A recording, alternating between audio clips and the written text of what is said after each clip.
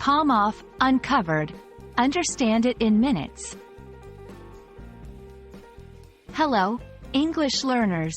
Today, we're diving deep into a very interesting phrase in the English language, palm off. If you've ever wondered what it means or how to use it, you're in the right place. Palm off is an informal phrasal verb. When someone tries to palm off something, it means they are trying to pass off or get rid of an item or responsibility by deceit or stealth, often giving it to someone else. It's like they are discreetly slipping something into another person's hand, or palm, hoping the other person won't notice or will just accept it. For example, if someone gives you a broken phone claiming it's in perfect condition, they are trying to palm off the faulty phone to you. Understanding is always easier with examples.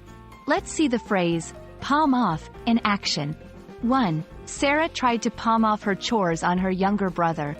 2. Here, Sarah is trying to make her brother do her chores without him realizing. 3. The salesman tried to palm off the old stock as the latest model. 4. In this example, the salesman is attempting to deceive the customer by claiming the old stock is the newest model. 5. Don't let anyone palm off inferior products on you. 6. This is advice to be cautious and not let anyone deceive you by giving you lower quality items. Understanding synonyms can give us a broader sense of the phrase.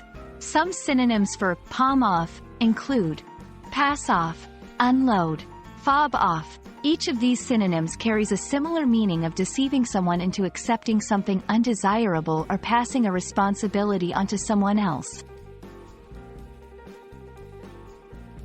And there we have it. Palm off is all about trying to pass something, often deceitfully, onto someone else. Whether it's a broken item, old stock, or even a responsibility, the phrase gives us a vivid picture of the act of deception. We hope this video has shed light on the meaning and usage of palm off for you.